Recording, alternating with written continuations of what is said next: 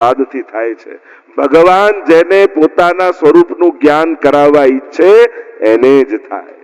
અને એટલે સેવા દ્વારા ઠાકોરજીને વશ કરીને બેસેલો વૈષ્ણવ એ સહજમાં બ્રહ્મના બોધને પ્રાપ્ત થાય છે. તો યમના બાલ મુક્તા પુષ્ટિ, પછી આવ્યો પુષ્ટિ પ્રવાહ મર્યાદા ભેદ, કે અનેક પ્રકારની સૃષ્ટિ ભગવાને પ્રગટ કરી છે. તો શું બધા ભગવત સેવા કરવાના છે? તો કે ના, બધાને ઠાકોરજીની સેવામાં રસ નહીં આવે. કારણ કે ત્રણ પ્રકારની મમય વાંશો જીવલોકે જીવભૂત સનાતન. ભગવાને ગીતાજીમાં કહ્યું કે મમય વાંશો બધા જ મારા અંશ છે, ભગવાનમાંથી જ બધાનું પ્રાગટ્ય છે. પણ ઘણાનું પ્રાગટ્ય ભગવાનના મનમાંથી છે, જેને પ્રવાહી સૃષ્ટિ કહી. ઘણાનું પ્રાગટ્ય પ્રભુની વાણીમાંથી છે, જે મર્યાદા સૃષ્ટિ કહી. અને પુષ્ટિ કાયેન નિશ્ચય, આ પુષ્ટિ સૃષ્ટિનું પ્રાગટ્ય ઠાકોરજીના શ્રીઅંગમાંથી છે. જે એમ કે અમારા તો મનમાં જેમ આવે એમ અમે કરી, સમજી લ્યું આ ભગવાનના મનમાંથી પ્રગટ્યો છે. ભગવાને જે સૃષ્ટિને સંસાર ચલાવવા માટે જ બનાવી છે એ પ્રવાહી સૃષ્ટિ. તમે એને ગમે તેટલું ભગવાન વિશે કહો, સમજાવો, ગમે તેટલો ભગવાન અનુભવ કરાવે, પણ એને ભગવાનમાં શ્રદ્ધા બેસે જ નહીં. એને જેટલો સંસારમાં રસ હોય એટલો ભગવાનમાં ક્યારે ના આવે. સમજી લેવું ભગવાને આને બનાવ્યો છે સંસાર માટે. હરિણા એ વિનિર્મુક્તા તે મગ્ના ભવ સાગરે. આગળ કહ્યું ને, ભગવાન જેનો હાથ છોડી દે ને એ સંસાર સાગરમાં ડૂબી જાય, એને ભગવાન યાદે ના આવે. તે પ્રવાહી સૃષ્ટિ. બીજી વાણી, એટલે વચસા, એને ધર્મમાં બહુ રસ હોય, જે વાણીથી પ્રગટ થયા મર્યાદા માર્ગી. એને કહો કે આ જપ કરો તો એને બહુ ગમે, એને કહો તીર્થ કરો એને બહુ ગમે, એને કરો એને તમે ઉપવાસ કરો તો કે બહુ ગમે, એને કહો ભગવત સેવા કરો કે આવું બધું અમને ના ફાવે. ભગવત સ્વરૂપ સેવામાં એને રસ ના આવે. એને ધર્મમાં રસ હોય, ધર્મીમાં રસ ન હોય. કારણ વાણીમાંથી વેદ પ્રગટ્યા છે. વેદ એ મૂર્તિમંત ધર્મ છે, અને એટલે એને ધર્મમાં રસ છે. અને ત્રીજી જે સૃષ્ટિ મહાપ્રભુજીએ પુષ્ટિ પ્રવાહ મર્યાદા ભેદ, હું ટૂંકમાં 16 સ્કંદનો સાર તમને કહી રહ્યો છું. પુષ્ટિ સૃષ્ટિ મહાપ્રભુજી કહે આ ઠાકોરજીએ શ્રીઅંગમાંથી પ્રગટાવી છે, શ્રીઅંગની સેવા માટે. અને એટલે જે શુદ્ધ પુષ્ટિ જીવ હોય એને તમે બહુ વેદના નિયમો કહો તો એને રસ ના આવે. તું માળાજી કરીશ, હા લાવ ને હમણાં કરી દઉં. તું સામગ્રી કરીશ, લાવ હું સામગ્રી કરી દઉં. તું શૃંગાર કરીશ, અરે એમાં તો કેટલો આનંદ આવે. તું કીર્તન ગાઈશ, હા હું બેસીને ગાઈશ. જેને સ્વરૂપ કેન્દ્રમાં રાખીને ભક્તિ કરવાનો આનંદ આવતો હોય, સ્વરૂપ નિષ્ઠા જેની ભીતર હોય, એ પુષ્ટિ સૃષ્ટિ છે. અને એટલે પુષ્ટિ કાયેન નિશ્ચય, પ્રભુએ પ્રગટાવી છે જ એમાંથી. આમ યમના બાલ મુક્તાશ્ચ પુષ્ટિ સિદ્ધાંત રત્નમમ, એટલે કહ્યું આ પુષ્ટિ સૃષ્ટિને હવે આ પુષ્ટિ જીવોને સ્વરૂપ સેવામાં પ્રાપ્તિ કરવા માટે કરવું શું? કારણ કે આ તો અનંત જન્મોથી કર્મો કરતો કરતો આવ્યો, પોતાનું સ્વરૂપ પણ ભૂલી ગયો છે. એને સ્વરૂપ જ્ઞાન કેમ થાય કે હું ભગવદ અંશ છું, મારું મૂળ કર્તવ્ય ભગવત સેવા છે, શું એવી વિધિ કરીએ? તો કહ્યું સિદ્ધાંત રહસ્ય. બ્રહ્મ સંબંધ દ્વારા મહાપ્રભુજી આપણને યાદ અપાવે છે, ભગવાન કૃષ્ણથી વિખુટા પડે હજારો જન્મોનો અંતરાય થયો છે. સિદ્ધાંત શ્રાવણ શ્યામલે પક્ષે એકાદશ્યા મહાનિશિ સાક્ષાત ભગવતા પ્રોક્તમ તદક્ષર સૌચ્યતે. એ સિદ્ધાંત રહસ્ય ગ્રંથ, એ એકાદશી પવિત્રાદ એકાદશીની રાત્રિએ સાક્ષાત પ્રભુએ પ્રગટ થઈ અને બ્રહ્મ સંબંધ મંત્ર આપ્યો. અને મહાપ્રભુજીને આજ્ઞા કરી કે આ પુષ્ટિ જીવોને આ બ્રહ્મ સંબંધ કરાવો. અને બ્રહ્મ સંબંધ કરી જીવને યાદ શું આવે છે? હે કૃષ્ણ, હું તારો છું. અત્યાર સુધી સંસારનો માની બેસેલો પોતાને એવો જીવ મહાપ્રભુજી સિદ્ધાંત રહસ્ય દ્વારા યાદ અપાવશે, તારું જે કાંઈ પણ છે એ પ્રભુનું છે. એની સફળતા ભોગવવામાં નથી, ભોગ ધરવામાં છે. જ્યારે આ સમજાઈ જાય ને તો સંસાર પણ ઉદ્ધારનું કારણ બની જાય. સંસારને ભોગવવાની દ્રષ્ટિથી જોશો તો સંસાર પતનનું કારણ બનશે, અને સંસાર પ્રભુના સુખનું કારણ માનશો તો એ જ સંસાર કલ્યાણનું કારણ બની જશે. અરે આ ધન આવ્યું, લાવ મનોરથ કરાવું, લાવ ઉત્સવ કરાવું, વૈષ્ણવને પ્રસાદ લેવડાવું, આમ આ મંદિર બનાવું, હવેલી કરાવું, આ જે ભાવના આવે સાધારણ વ્યક્તિને ઉત્તમ વસ્તુ જોઈને ભોગવવાની ઈચ્છા થાય, વૈષ્ણવને ભોગ ધરવાની ઈચ્છા થાય. અને ત્યાં મહાપ્રભુજી સિદ્ધાંત બતાવ્યો કે બ્રહ્મ સંબંધ કરવાથી સર્વ દોષોની નિવૃત્તિ થઈ જશે. હજારો દોષોથી ભરેલો આ જીવ ગંગાત્વમ સર્વદોષાણામ ગુણ દોષાદિર્વર્ણના ગંગાત્વે નિરૂપ્યાસ્યા તદવદત્ત ત્રાપી ચૈવહી. ગંગાજીમાં નદી નાળા ગટરના જલો જ્યારે પ્રવાહમાં આવી જતા હોય છે, પણ એકવાર ગંગાજીમાં ભળ્યા પછી એ ગંગા રૂપ બની જાય છે. એમ હજારો દોષોથી ભરેલો આ જીવ જ્યારે હાથમાં તુલસી દલ લઈ પ્રભુને આગળ બોલે છે, હે કૃષ્ણ હું તારો છું, હે કૃષ્ણ હું તારો છું, હે કૃષ્ણ હું તારો છું, ત્યારે એ પણ ગંગા રૂપ પવિત્ર બની જાય છે. જેના ચરણમાંથી નીકળેલી ગંગા જો પવિત્ર કરતી હોય તો જેને સાક્ષાત ચરણ મળી જાય એની પવિત્રતામાં શું પછી શંકા રહેવાની. આમ સિદ્ધાંત રહસ્ય દ્વારા મહાપ્રભુજીએ રહસ્યો બતાવ્યા કે હા હવે વિધિ ભગવત પ્રાપ્તિની. તો યમુના બાલ મુક્તાશ્ચ પુષ્ટિ સિદ્ધાંત રત્નમમ. હવે આવ્યું નવરત્ન. નવરત્ન ગ્રંથ આવ્યો. કારણ બ્રહ્મ સંબંધ લીધું, ભગવત સેવા કરું છું, પણ ક્યાંક મારી લૌકિક ગતિ તો નહીં થઈ જાય ને. આ ડર વૈષ્ણવને સતાવા લાગે. કારણ કે મહાપ્રભુજીએ કહ્યું સંસાર છોડવાનો નથી, રહેવાનું છે પરિવારની વચ્ચે, પણ લૌકિક સગા માનીને નહીં, મારા વહાલા વૈષ્ણવ મારી સાથે રહે છે એવા વૈષ્ણવી ભાવનાથી રહેવાનું છે. મારા બધા જ મહાપ્રભુજીના સેવકો મારી સાથે છે, મને મહાપ્રભુજીની કૃપાથી ઘરમાં જ સત્સંગ મળ્યો છે, વૈષ્ણવની ટહેલ મળી છે, એવા ભાવથી પરિવારમાં રહેવાનું છે. એટલે લૌકિકમાં રહેવા છતાંય મારી લૌકિક ગતિ ન થઈ જાય. નાવ પાણી માટે જ છે, પાણી ઉપર જ નાવ હોય, પણ નાવ પાણીમાં રહે એ બરાબર છે, પણ નાવમાં પાણી આવી જાય તો નાવ ડૂબી જાય. એમ જ રહેવાનું સંસારમાં જ છે, પણ સંસાર આપણામાં ન આવી જાય, લૌકિક ગતિ તો નહીં થાય ને. ત્યારે મહાપ્રભુજી નવરત્ન લખીને કહે, ચિંતા કાપી નકાર્યા નિવેદિતાત્મભી કદાપિતિ ભગવાન અપી પુષ્ટિસ્થો ન કરીશતી લૌકિકીમ જગતે.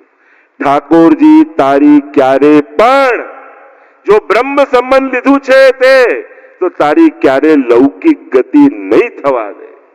કારણ તે કોઈ ન્યાય કરનારા પરમાત્માનું શરણું નથી લીધું, તે કૃપાળુ પરમાત્માની. ભગવાન અપી પુષ્ટિસ્થો, કૃપાળુ પ્રભુને ત્યાં તું શરણે છે. જે સજા આપે એવા ભગવાનને નહીં, જે ક્ષમા આપે એવા ભગવાનને શરણે ગયો છે.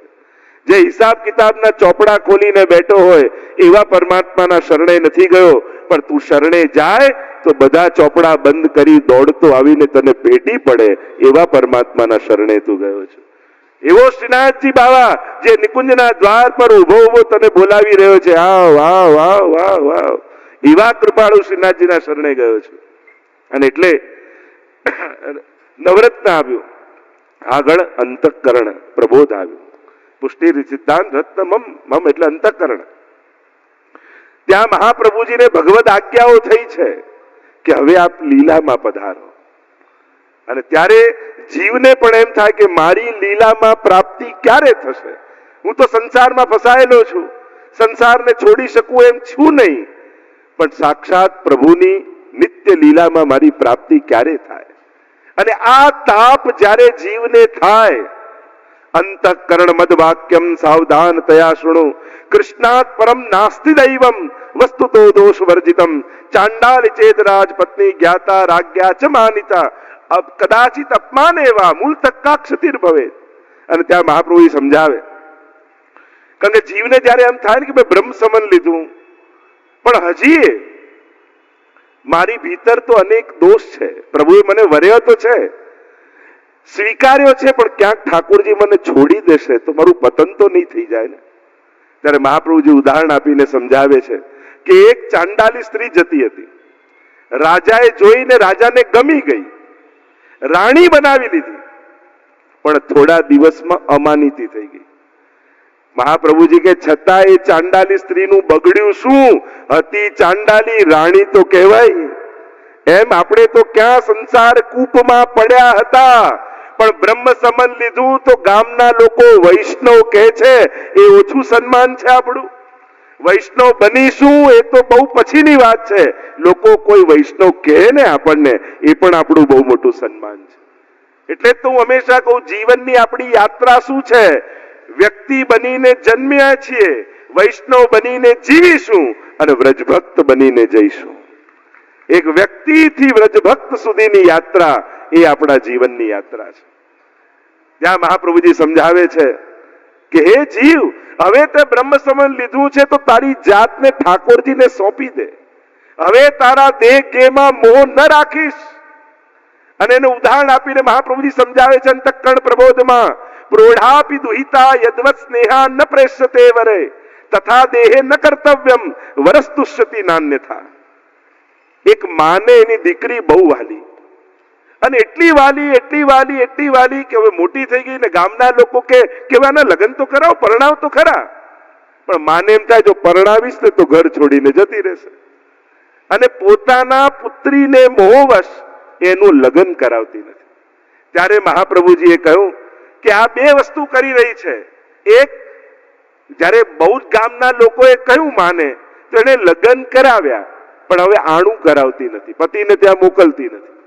બહુ લોકોના કહેવાથી વિધિ કરાવી દીધી, પણ આ દીકરીને મોકલતી નથી કે આ જતી રહેશે, કારણ કે એને મોહ છે.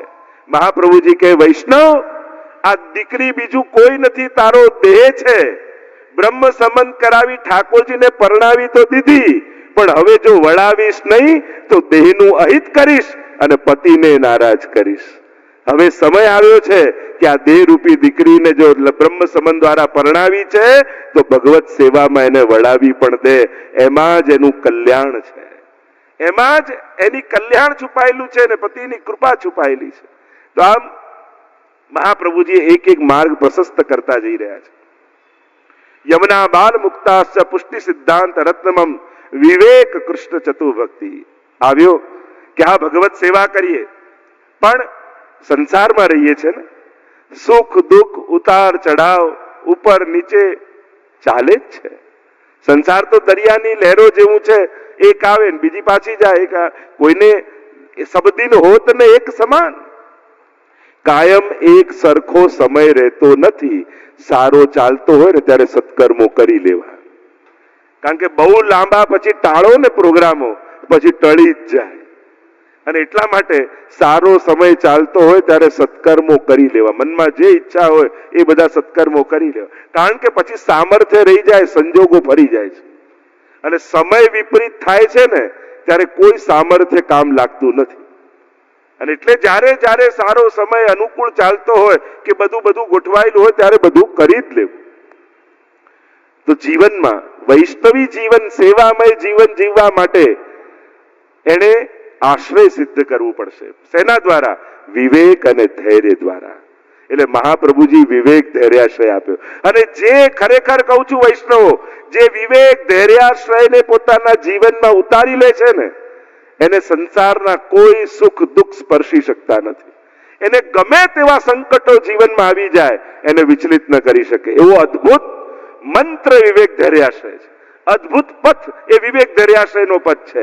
દરેક વૈષ્ણવે એકવાર ભાષાંતર સાથે વિવેક ધૈર્યાશ્રય ગ્રંથ વાંચવો જોઈએ. અદ્ભુત ગ્રંથ છે. સૌથી પહેલા વિવેક સમજાવ્યો. જો બે પ્રકાર, આપણે વિવેક કોને કે જેને બેસતા બરાબર આવડે, બોલતા સારું આવડે, બધાને વ્યવહાર સાચવતા આવડે, આ છે વ્યવહારનો વિવેક. અને મહાપ્રભુજીએ 9 પ્રકારના વિવેક બતાવ્યા. વિચારના વિવેક. એક વૈષ્ણવે કેવો વિચારનો વિવેક જીવનમાં કેળવવો. ઘટનાઓ ઘટશે, સંજોગો આવશે, પણ એવા સમયે વ્યક્તિ બનીને સામનો કરવા જશો તો સંઘર્ષ અને ઉદ્વેગ આવશે. વૈષ્ણવ બનીને ઉકેલ કાઢશો તો જીવનમાં શાંતિ આવશે.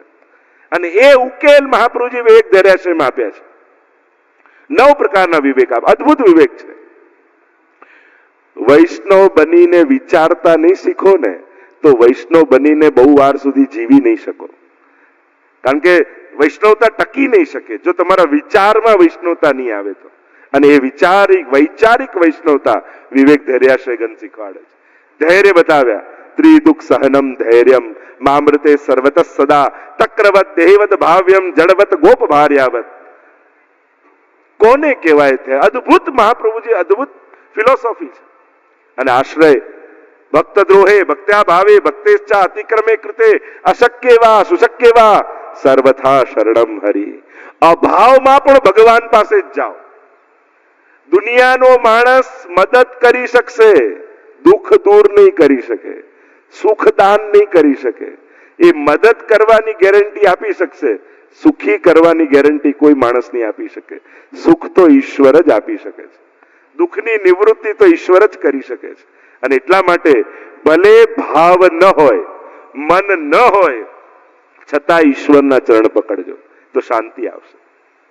વિવેક કૃષ્ણ પછી આવ્યો એ જ આશ્રયને આગળ લઈ જતા કૃષ્ણાશ્રય. કે આ કૃષ્ણાશ્રય જો જીવનમાં આવી ગયો તો બધા જ કાર્યો સિદ્ધ થઈ જશે. કારણ કે હવે કોનો આશ્રય કરવો? વસ્તુ વ્યવસ્થાઓ કલયુગમાં ખતમ થવા લાગી છે. કોઈ વસ્તુ વ્યક્તિ વ્યવસ્થાઓ કોઈનો આશ્રય કરવા જેવો દેખાતો નથી આ કલયુગમાં. કારણ કે સર્વ માર્ગેષુ નષ્ટેષુ કલૌ ચ કલધર્મિણી પાખંડ પ્રચુરે લોકે કૃષ્ણ એવ ગતિર્મમ. બધું જ જ્યારે સમાપ્ત થઈ રહ્યું છે ત્યારે એક આશાનું કિરણ મહાપ્રભુજી બતાવે છે, અને એ છે કૃષ્ણનો આશ્રય. તસ્યાશ્રયો ભવેત કૃષ્ણ ઇતિ શ્રીવલ્લ. તો આશ્રય કેમ સિદ્ધ થાય? મહાપ્રભુજી કે બીજી કોઈ મહેનત તું ન કરી શકે તો વાંધો નહીં, કૃષ્ણાશ્રયનો પાઠ કર. મારા વચન છે કે તને કૃષ્ણનો આશ્રય સિદ્ધ થઈ જશે. ઇતિ શ્રી વલ્લભો બ્રવીત એ મહાપ્રભુજી કહે છે. આવ્યો ચતુશ્લોકી. હવે વૈષ્ણવ થયા તો દરેક વ્યક્તિના ચાર પુરુષાર્થ ધર્મ અર્થ કામ અને મોક્ષ. તો અમારા વૈષ્ણવના ધર્મ અર્થ કામ અને મોક્ષ કયા? તો મહાપ્રભુજીએ ચતુશ્લોકીમાં વૈષ્ણવનો ધર્મ અર્થ કામ અને મોક્ષ બતાવ્યા. સર્વદા સર્વભાવેન ભજનીયો વ્રજાધિપ સસ્યાયમેવ ધર્મો હિ નાન્ય ક્વાપી કદાચન. વૈષ્ણવનો એક જ ધર્મ છે, સર્વોપરી ધર્મ કૃષ્ણ સેવા છે. અર્થ શું? તો ભગવાન જ અર્થરૂપ છે. કામ શું? તો ભગવાનને પામવાની ઈચ્છા જ કામ છે. અને મોક્ષ શું? મોક્ષ કૃષ્ણસ્ય ચેત ધ્રુવમ. આ મન ઠાકોરજીના ચરણોમાં લાગી જાય એ જ વૈષ્ણવની મુક્તિ છે. મૃત્યુ અને મોક્ષમાં ફરક કેટલો? ઈચ્છાઓ જીવતી રહે અને શરીર મરી જાય એ મૃત્યુ, અને શરીર જીવતું રહે અને ઈચ્છાઓ મરી જાય એ છે મુક્તિ. સંસારની ઈચ્છાઓ સમાપ્ત થઈ જાય અને ભગવત સુખની જ કામના મનમાં રહી જાય એ જ વૈષ્ણવનો મોક્ષ છે. વિવેક કૃષ્ણ ચતુ ભક્તિ આવ્યો ભક્તિ વર્ધની.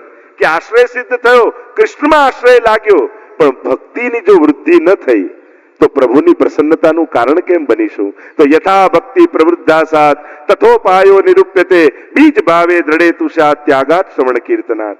ત્યાગ શ્રવણ અને કીર્તન દ્વારા હૃદયમાં જે ભક્તિનું બીજ વાવીને ઠાકોરજીએ મોકલ્યા છે એની વૃદ્ધિનો પ્રકાર મહાપ્રભુજી સમજાવી રહ્યા છે.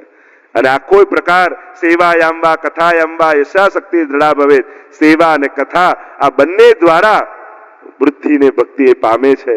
અને વિવેક કૃષ્ણ ચતુર્ભક્તિ જપ આવ્યો જલભેદ અને પંચપદ્યાની. કથા સાંભળીએ તો ખરા, પણ કોના મુખે સાંભળવી જેથી હૃદયમાં ભાવ દ્રઢ થાય? કોઈ ગમે તેટલો વિદ્વાન હોય પણ એની વિદ્વત્તા બીજાના દોષો ગણાવતી હોય તો અદૂર વિપ્ર કરશે વા યથા ચિત્તમ ન દુષ્યતિ. પછી એવું ડિસ્ટન્સ કાપી દૂર લઈ જવું જેથી આપણું મન દૂષિત ન થાય. સત્સંગ અને જ્ઞાન પણ એવા પાસે નહીં લેવું કે ગમે તેટલો જ્ઞાની હોય પણ બીજાની નિંદા કરવી એને ગમતી હોય તો પછી એનાથી દૂર થઈ જવું. એના કરતા અભણ ભગવદીય સારો. નિંદક વિદ્વાન કરતા અભણ ભગવદીય શ્રેષ્ઠ છે 100 ગણો એના કરતા. કે જેના સંગથી ભગવત ભાવ જાગે એવા ભગવદીનો સંગ કરો. જેના સંગથી હરિ ગુરુ વૈષ્ણવમાં પ્રીતિ પ્રગટે એવાનો સંગ કરવો. પણ ગમે તેટલો વિદ્વાન હોય પણ દોષ દર્શન અને દોષ દ્રષ્ટિ આપતો હોય તો એ ક્યાંક આપણો બગાડ કરી રહ્યો છે. તો આમ જલભેદમાં પ્રકાર પંચપદ્યાની શ્રોતાઓના લક્ષણ આપ્યા. કયા પ્રકારથી મારે શ્રવણ કરવું જોઈએ? આગળ જપ સંન્યાસ નિર્ણય આપ્યો કે આ કરતા કરતા જો વૈરાગ્ય આવે તો શું સંન્યાસ લઈ લેવો? તો કે ના, જ્યાં સુધી પરમ ભગભાવ હૃદયમાં ન જાગે અને વૈરાગ્ય ના આવે હૃદયમાં, ત્યાં સુધી સંન્યાસ નહીં લેવો. એટલે આપણે ત્યાં તો મરજા જ લેવાનો ક્રમ છે. ઘરમાં જ રહી અને પ્રભુ પરક જીવન જીવવું એને કહેવાય મરજાદી. આગળ આવ્યો નિરોધ લક્ષણ. અદ્ભુત ગ્રંથ છે. મારા ગમતા ગ્રંથોમાં એક નિરોધ લક્ષણ, યજ્જત દુઃખમ યશોદાયા. અને જ્યારે આવા પ્રકારનો ભગવત વિરહનો સંન્યાસ આવે એટલે ભીતર રહેલો વ્રજભક્ત પ્રગટ થવા લાગે, વ્રજભક્તોનો ભાવ હૃદયમાં આવવા લાગે. અને ત્યારે મહાપ્રભુજી કહે કે હવે કયું સુખ, કયા દુઃખનો તારે અનુભવ કરવો છે? તો કે યજ્જત દુઃખમ યશોદાયા નંદાદિનાંચ ગોકુલે ગોપિકાનામ તુ યદ દુઃખમ તદ દુઃખમ શાન મમ કચિત. કેવું દુઃખ, કેવું સુખ! સંસારના સુખ દુઃખ તો બહુ અનુભવ્યા, હવે જેવું દુઃખ યશોદાજીને વ્રજમાં મળ્યું, ગોપીજનોને જેવા દુઃખનો અનુભવ થયો, ગોપી ગીત ગાતા ગાતા ઇતિ ગોપ્ય પ્રગાયંત પ્રલપંત ચિત્રધા રુરુદુહુ સુસ્વરમ રાજન કૃષ્ણ દર્શન લાલસા. એ ગોપીઓના દુઃખનો મને અનુભવ થાય. કેવું સુખ જે વ્રજભક્તોએ સુખના અનુભવ કર્યો. ઉદ્ધવા ગમને જાતા ઉત્સવો સુ મહાન યથા. કેવો ઉત્સવ, કેવો અદ્ભુત ગ્રંથ છે નિરોધ લક્ષણ. અને આમ ભગવત સેવા કરતા કરતા આપણા મનનો નિરોધ પ્રભુમાં થાય ત્યારે વ્રજભક્તો જેવા ભાવ આપણા હૃદયમાં જાગવા લાગે. અને આખી દશમસ્કંદની નિરોધ લીલા જે છે, ઠાકોરજી ત્યાં ભક્તોનો નિરોધ કરે છે, એ જ રીતે સેવા કરતા કરતા વૈષ્ણવનો પણ નિરોધ ઠાકોરજી કરી લે છે. અને પછી સેવા ફલ આવે. એટલે કે હવે સેવા ફલાત્મક થવા લાગી. સેવાનું ફળ પુષ્ટિ માર્ગમાં નથી, સેવામાં ફલ પુષ્ટિ માર્ગમાં છે. સેવામાં જ ફલ છે, સેવાથી કઈ નથી. સેવા સાધન બની જાય જો સેવાથી કંઈક ફલ હોય, પણ આ તો સેવામાં જ ફલ છે. સેવા કરતા કરતા પહેલા આપણે ધરતા હતા અને ઠાકોરજી આરોગતા હતા, હવે ફલાત્મક થઈ એટલે હવે પ્રભુ આજ્ઞા કરે અને આપણે બનાવીને ધરીએ છીએ. હવે પ્રભુ કે મારે આ શૃંગાર ધરવા છે તો આપણે એ શૃંગાર ધરીએ. હવે ભગવદ આજ્ઞાથી ભગવત સેવા થવા લાગી. અને સેવાના ફળની પ્રાપ્તિ જે મહાપ્રભુજી સમજાવ્યું, સાયુજ્ય સેવોપયોગાદિ દેહ અલૌકિક સામર્થ્ય આદિ જે સેવાના ફળ કયા છે કે નિત્ય લીલામાં એ અલૌકિક દેહની પ્રાપ્તિ થઈ અને અખંડ ભગવત લીલામાં પ્રાપ્તિ થાય. અથવા ભૂતલ પર જ એવું અલૌકિક સામર્થ્ય મળી જાય કે પછી ભૌતિક દેહ ન રહે, તનુ નવત્વની પ્રાપ્તિ થઈ જાય. વ્રજભક્તો જેવો દેહ મળી જાય કે જે આ સંસારની ભૌતિકતાથી પરે હોય. અને શેઠ પુરુષોત્તમ દાસ દાબુદાસ સંભલવાળા પેલા 60 વર્ષના લાગ્યા અને 18 વર્ષનો અનુભવ કરાવ્યો ગોપાલદાસને. યુવાન દેખાયા સેવામાં.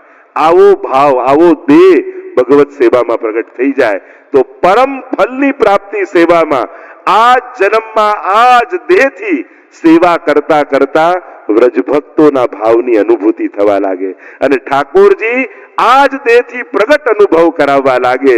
એ છેક સેવા ફલના ગ્રંથનું ફલ બતાવ્યું.